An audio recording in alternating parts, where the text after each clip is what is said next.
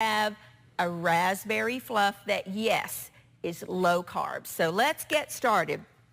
I have here a large skillet that I'm going to preheat.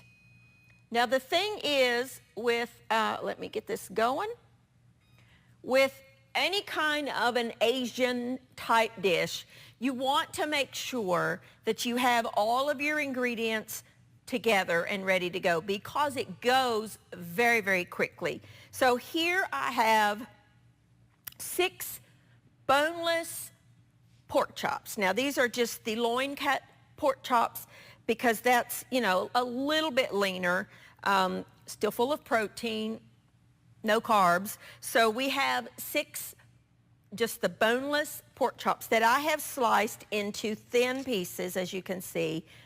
I just cut them into thin slices, about, I don't know, ½ inch maybe thick. These were the thinner cut pork chops. You could use you could use a pork loin, you could use pork tenderloin, you could use any kind of a boneless pork product that you wanted to. If you don't eat pork, you could totally substitute like a sirloin steak or even some chicken breasts, boneless, skinless chicken breasts or thighs that you cut into strips. That part's up to you. I just am choosing to use pork chops. Now I have my skillet preheating. To go alongside that, we're going to add some fresh green beans that I've already washed and trimmed. I'm just going to cut these into smaller pieces while that sautés. Let's make our sauce for this. We're going to use some soy sauce, about 4 tablespoons or so, but you don't have to measure here. Just make sure that you get it together first. Some toasted sesame oil. This is one of my favorite ingredients, and you've seen me use this many, many times. Make sure when you buy this, and you can buy all of this in the regular grocery store, that you see how that's just really dark? That's because it's toasted oil. They do sell a clear sesame oil. That's not the same thing. Yes, it is derived from the sesame seed, but this has been toasted, and it adds a tremendous amount of flavor, and this is what you want. We're going to add about 2 tablespoons, or teaspoons, excuse me. I'm going to add some of that to the skillet to cook. And then, now, my original recipe calls for sriracha, which is it is now the new ketchup in the United States anyway. It's a chili paste type product.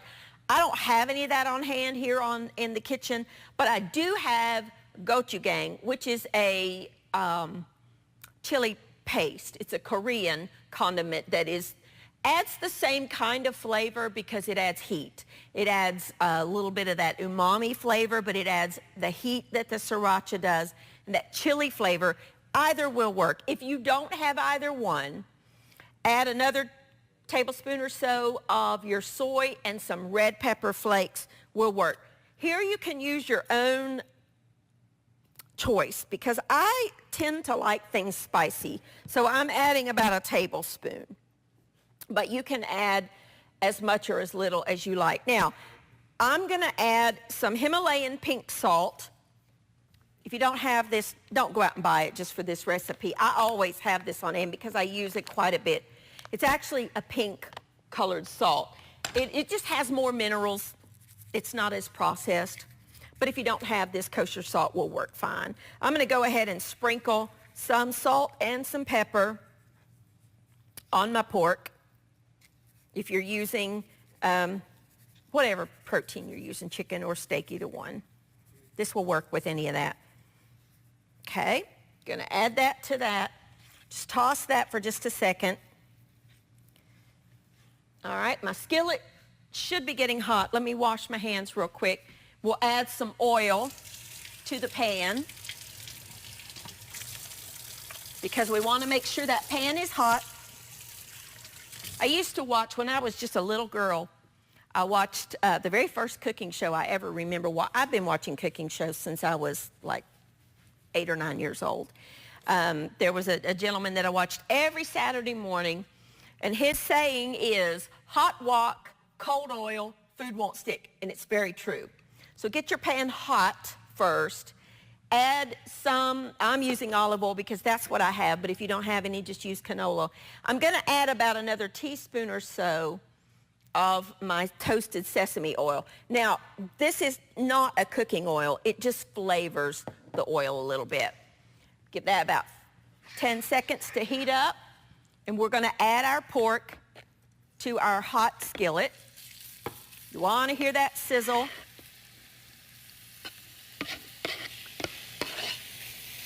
Okay, spread it out to a thin layer. I'm actually going to turn my pan up. Okay, one layer. And I like to leave it alone. Let it heat on that eye for just a minute before you start stir frying it. I don't typically use a wok for my stir fries. If you have a wok, feel free to use that. I just find it's easier to do it in a skillet. I'm going to mix together my sauce ingredients. Set that to the side for just a second. These are my green beans. This is just about, 12 ounces or so of fresh green beans. If you don't like green beans, you could use celery, carrot, whatever vegetable you want. I just really like green beans. Sometimes I leave these whole, and sometimes I cut them in half. And today I think I'll cut them in half. Either will work. If they're really long, just cut them into pieces, basically, bite-sized pieces. Just line some up. Cut them right straight down the middle. Okay. Our pork sounds good, smells even better. I love Asian food. I guess, probably, I love Italian food too, but I think if I had to pick my favorite international type food, it would be Chinese. I just love Chinese food of all kinds. We've made several stir-fry dishes together on the show. And it's really not difficult. And nowadays, you can find your ingredients in the grocery stores. Most grocery stores have an international section where they will have a good variety of Chinese ingredients, Asian cooking ingredients. And it's become very common. So it's not difficult to find the ingredients. If you ever are in a city that has an Asian grocery store, do yourself a favor. Just spend a couple of hours, go in there and walk around. It's amazing at the different things and products that you will see.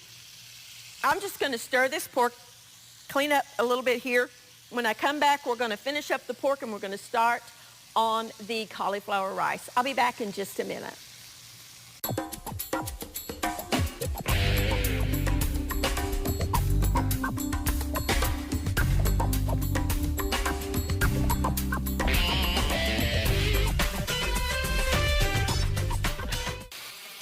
All right, now our pork is just sauteing beautifully.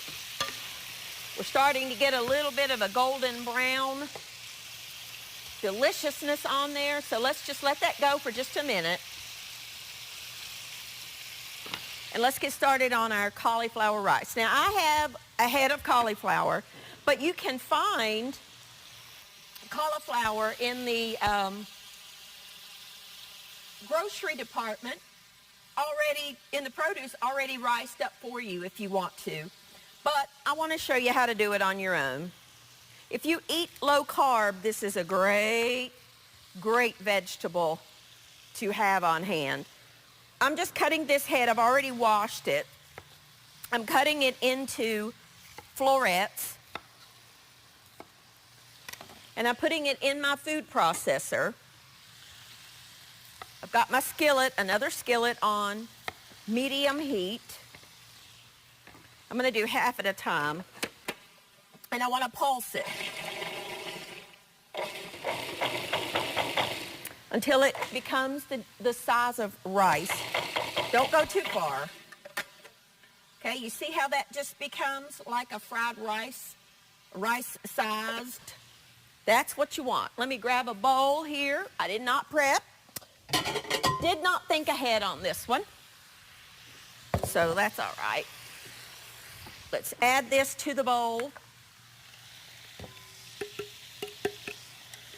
and finish the other half. So it's not difficult to make your own riced cauliflower, and it's a lot cheaper than buying it pre-riced, but either works. Up to you. I like to cut out that thick core.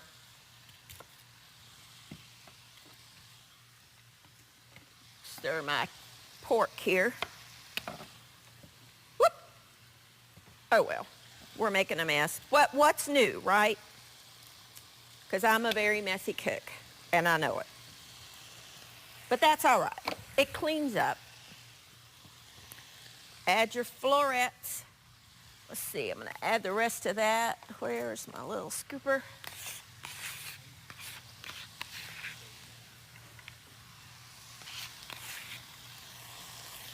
Okay, do the same with the second half. Just kind of pulse it.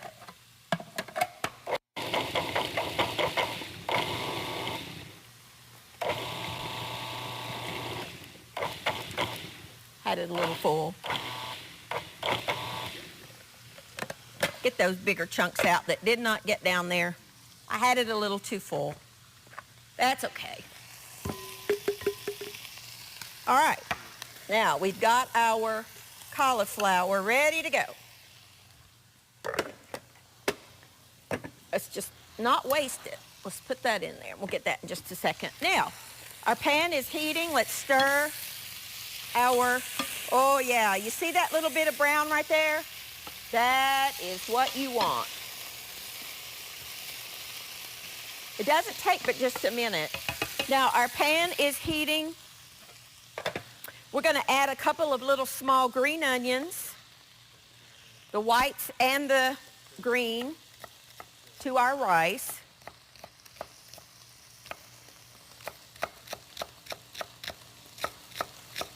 Okay.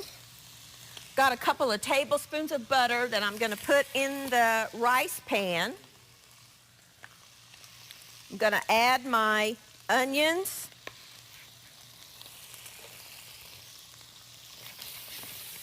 With a little bit of oil, teaspoon or so. I like the combination of the two. Just for a second. Now I'm going to add my rice. Cauliflower rice. Okay. Ooh, this is looking good. Gonna add in my seasoning mix that we made to the pork. And I'm also gonna add in the green beans. Let me turn that down just a little bit now. Oh, look how pretty that looks. Just want to kind of let those beans, that looks good. Stir fry our cauliflower.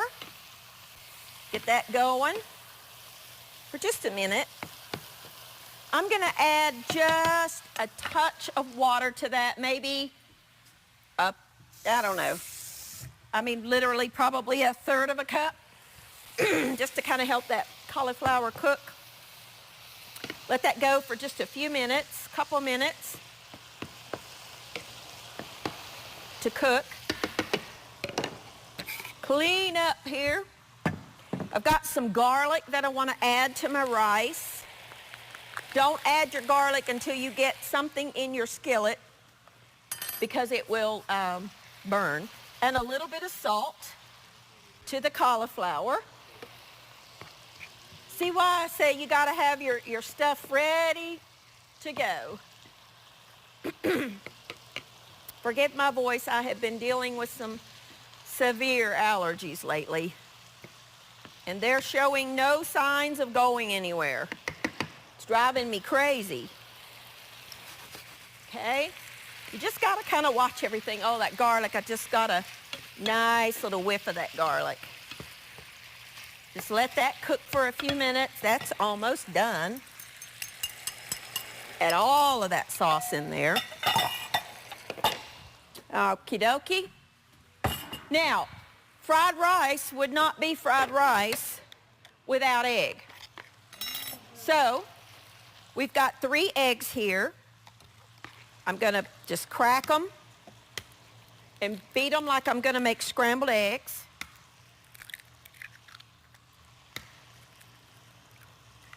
Okay. Just take your fork.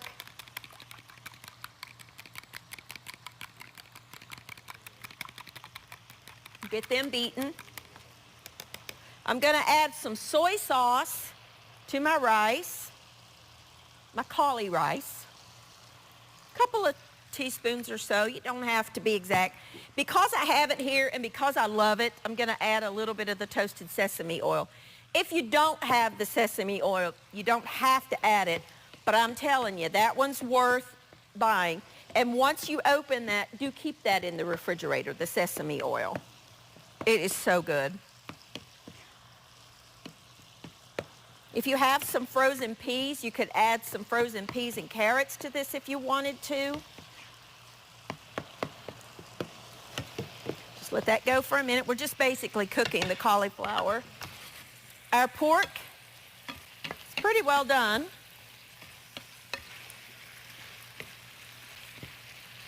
Need to taste it for seasoning. That just really takes just a couple of minutes. And that's all there is to that one. And that's through. You want to taste it for seasoning.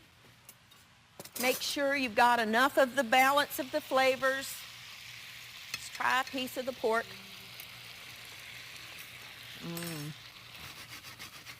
That is good. That is done. You get a little bit of salt. You get a little bit of heat. It's delicious. Pork is done. Cauliflower rice is cooking. Just waiting to add my eggs. I'm going to clean up my mess. When I come back, we are going to make a delicious, easy raspberry fluff. I'll be back in just a minute.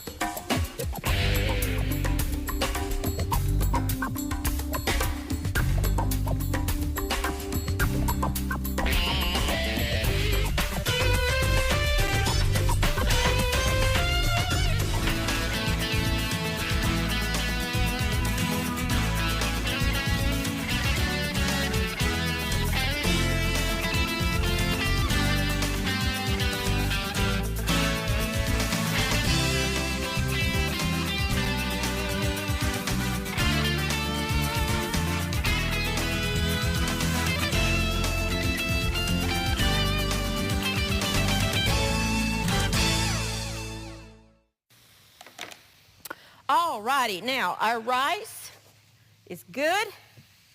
I used the wrong spatula. Well, I'll get a clean one for the dessert. When it's cooked through, you want to make a little well in the center of your pan. Remember the eggs? We just want to add the eggs, and we're scrambling them. Basically, that's what fried rice has in there. It has egg in it. So you want to add your egg to the center, and just like you'd make scrambled eggs, we're just going to put that in the center, let it cook. While that's doing its thing, in my mixer, and this is one time I do like a stand mixer unless you want to stand there, or you can whip it by hand. I have 1 cup of heavy whipping cream that I'm going to go ahead and start whipping. So I'm going to let that go for just a second. Start that process now. Just stir in your egg once it's scrambled. And you've got easy cauliflower fried rice. That's done.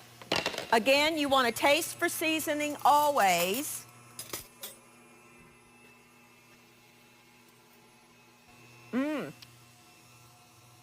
Doesn't need anything.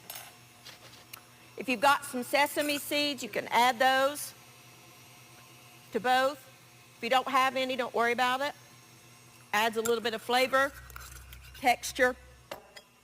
All right, our whipping cream is going. Turn it up. You want to let that whip till it's heavy peaks. If you wanted to substitute like the frozen thawed whip topping, Cool Whip kind of stuff, you could. It's not as good, but you can substitute that if you don't have whipping cream. But if you're on a low-carb diet, heavy whipping cream is really something you should think about having in your pantry at all times.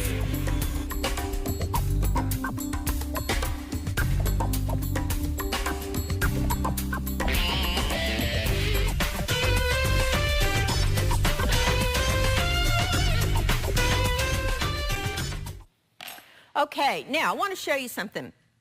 When you let that go for like 3 minutes or so, this is the texture that we want. We turn that whipping cream into whipped cream at stiff, like with the stiff peaks. That's what you want. Keep it in there because we're going to add some wonderful things to it. All right, while it's going, we're going to add about half a cup of sugar substitute, your choice, some vanilla, and some cream cheese that is softened, and I'm going to add it a block, but I'm going to cut it into cubes to make it a little easier. Turn it up. By the way, if you don't add any of the rest of this stuff and you just let that whipped cream keep going, you're going to have butter. That's how they make butter, by whipping cream. Just let it go and you'll have butter, which is not what we want today. Okay, add 1 block of softened cream cheese. I like to just do it a little bit at a time. Oh, so good. I had a little pinch, and I mean like 1/8 of a teaspoon in the sugar.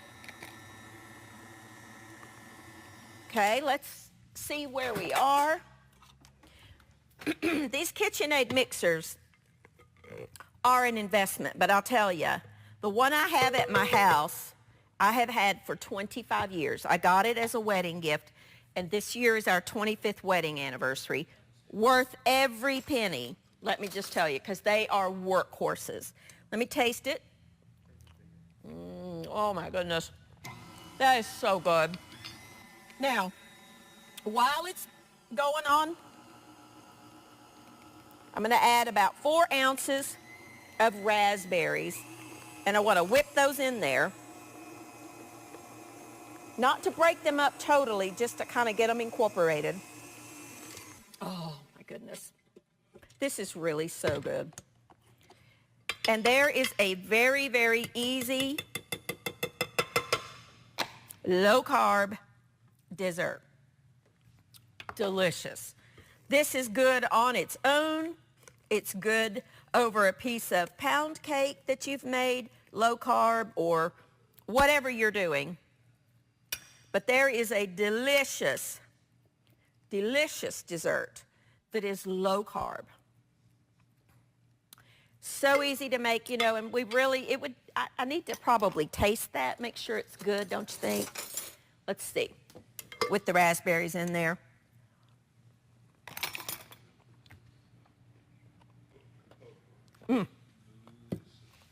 That is delicious. I could eat that whole bowl. And that, my friends, has no carbs. So, whipping cream, cream cheese, powdered sugar, vanilla extract. You could change up that extract to any flavor you wanted. And I chose raspberries because they're just so good. But you could use strawberries, you could use blueberries to keep the carbs down. Add any kind of berry that you want. And let's not forget our main dish here. So we have our wonderful Asian style rice, cauliflower fried rice that we're going to put on our plate. And to go alongside that, we have some delicious pork saute with some green beans in there, So good, my friends. So, so, so good. I like to add just a little bit of sesame on top because I really, really like sesame seeds. And you've got a delicious, easy, healthy, very low-carb meal for you to have and enjoy any day of the week. We made the pork saute, which is the boneless pork chops and some fresh green beans. And we just added some flavors, some heat. I got my heat from the gochujang, which is a Korean condiment. But if you have sriracha, which again is the new ketchup here in America. Everybody likes the sriracha, me included. I just didn't have any here. So, but you can substitute the sriracha, you can substitute the garlic chili paste, whatever kind of heat-bringing condiment that you have. This is something that for me is a pantry staple because I love it in so many different things. It's just a very, very concentrated, wonderful source of heat. But you could use sriracha or red chili flakes. If you don't have any of them, add a little bit of extra soy and add some garlic and add some crushed red pepper flakes would be fine. So there you go. And our rice, which we made out of a head of cauliflower, because if we're eating low carb, we cannot have that rice. But there's no reason why you can't have a rice type product to go alongside your stir fry. And then what I think may be my favorite part of this whole meal, the raspberry fluff that we made with whipping cream. We made our own homemade whipped cream. If you don't have whipping cream, again, you can use the frozen, thawed out whipped topping. It won't be as thick, but it will be delicious. We added some cream cheese, some powdered sugar substitute vanilla, and I chose raspberries.